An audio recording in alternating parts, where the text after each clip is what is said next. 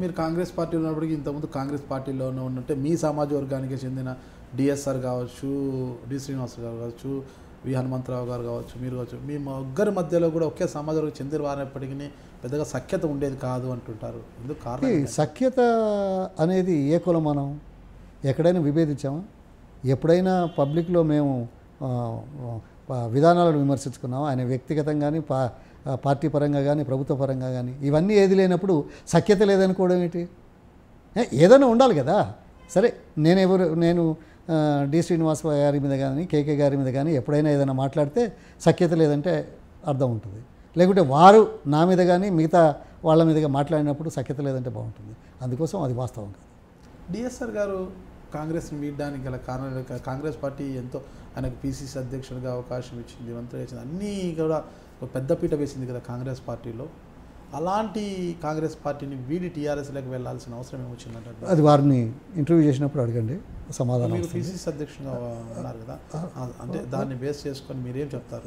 నేను చెప్పేది, ఇప్పుడు పార్టీ ఎవరెందుకు మారుతారనేది వాళ్ళ వ్యక్తిగతంగా తీసుకునే నిర్ణయాలు. ఇది పార్టీలో ఈ స్థాయికి వచ్చిన తర్వాత చేయడం మంచిది కాదు, లేకుంటే ప్రజలు హర్షించరనేది నేను కూడా బాహటంగా అంటాను. వాస్తవమే. కానీ పార్టీలో కూడా కొన్ని అవమానాలు, అవహేళనలు కూడా ఉండే అవకాశాలు ఉంటాయి. వాటిని సహించే వాళ్ళు కొంతమంది ఉంటారు, సహించలేని వాళ్ళు కొంతమంది ఉంటారు. సహించలేకపోవడంతో పాటు వ్యక్తిగత ప్రయోజనాల కోసం చేసేవాళ్ళు కొంతమంది ఉంటారు. అందుకోసం రకరకాల ఆలోచనలు ఉంటాయి. దానికి నేను సమాధానం చెప్పడం.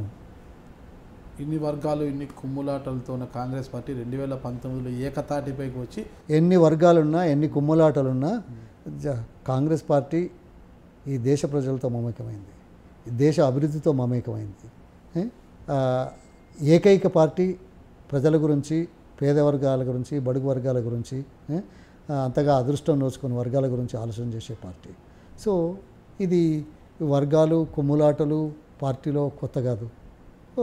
కొంత ప్రజాస్వామ్యం ఎక్కువగా ఉన్న పార్టీ. అందరినీ కలుపుకోవడంలో కొంత ఇబ్బందులు ఉంటాయి. అందుకోసం ఇవన్నీ సర్వసాధారణమైన తగ్గించుకోవాల్సిన అవసరం ఉందనేది ఒకటి. వర్గాలు ఉండడం వల్ల ఒకరికొకరు వెన్నుపోట్లు పొడుచుకుని ఆ స్థానంలో అతను ఓడించాలా, ఈ స్థానంలో ఇతను ఓడించాలా అనుకుని ఒకరినొకరు ఓడించుకోవడం వల్ల ఏమవుతుందంటే సీట్ల సంఖ్య తగ్గిపోయి మరోసారి ఒకరి వల్ల ఒకరు ఓడించుకునే శక్తులు ఎంతమందికి ఉన్నాయి? ఎవరిది వాళ్ళు గెలుచుకోవడమే కష్టంగా ఉంది. అందుకోసం ఇదేదో జనరల్గా అడిగేది, ఈయన ఆయన ఓడిస్తాడు, ఆయన ఈయన ఓడిస్తాడు కాదు. పార్టీ పర్సెప్షన్ మెరుగుపడాలి, పార్టీ మీద విశ్వాసం పెరగాలి, పార్టీ కార్యక్రమాలు బాగుపడాలి, పార్టీ వస్తేనే ప్రజలకు మేలు జరుగుతుంది, నేను కూడా రాణిస్తాను అనే ఆలోచన నాయకుల్లో కలగాలి. అది కలగడానికి చేసే ప్రయత్నమే ఈ కార్యక్రమాలన్నీ. ప్రస్తుతం కేసీఆర్ సమీక్షలు, సమావేశాలు, జిల్లాల 31 జిల్లాలకు పెంచారు. ఇప్పుడు అంటే ఈ జిల్లాల పెంపు వల్ల పరిపాలన సౌలభ్యమైందంటారా? ఏదైనా తెలంగాణ ప్రభుత్వం అంటే తెలంగాణ రాష్ట్రానికి ఏదైనా అనుకూలించిందంటారా? తెలంగాణ రాష్ట్రానికి అనుకూలించి కాదు, పరిపాలనా వికేంద్రీకరణకు కొంత వికేంద్రీకరణ అవసరం. కానీ ఇంత పెద్ద ఎత్తున అవసరమా లేదా అనేది ఒకటి, దానివల్ల ఏ మేరకు ఫలితాలు వస్తాయనేది మరొకటి.